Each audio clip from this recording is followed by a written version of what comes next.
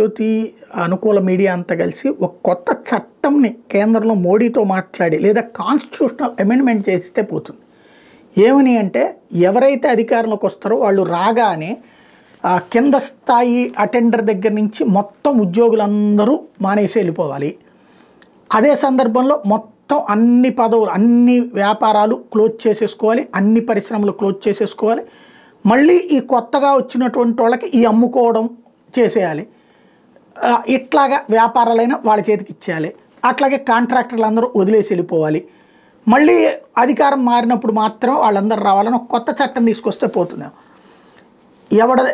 ఉద్యోగి ఎవడైతే మనకి నచ్చలేదో వాడు వైసీపీ మనిషి.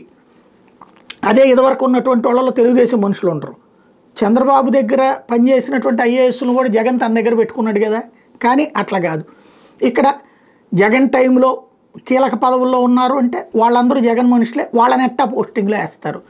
అట్లాగే జగన్ టైంలో లీజులు తీసుకున్నోడు, ఆ లీజు తీసుకునేవాడు కాంట్రాక్టరు, ఇది వ్యాపారస్తుడు లేదా పారిశ్రామికవేత్త లేదా మైనింగు చేస్తే అంతకుముందు తెలుగుదేశం టైంలో కూడా చేస్తుంటాడు. కానీ ఇదిగో వీళ్ళు జగన్ మనుషులు. ఇప్పుడు వైఎస్ అవినాష్ మనుషులకి ఎవరికో లీజు వచ్చేసింది.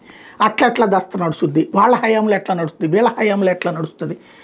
ప్రజలని తప్పుదో పట్టించడము, విచ్చలవిడి వార్తలు రాయడం, ప్రతి దాంట్లో జగన్ ద్వేషాన్ని పెంచడం. రెండవది జగన్ టైంలో లేదా జగన్కి అనుకూలుగా ఉన్నటువంటి వ్యాపారం చేయకూడదు, వృత్తి చేయకూడదు, ఏం చేసినా వాళ్ళందరూ రాక్షసులని ప్రపంచానికి పరిచయం చేసేటటువంటి ఒక విచిత్రమైనటువంటి ఎత్తుగడైతే నడుస్తోంది.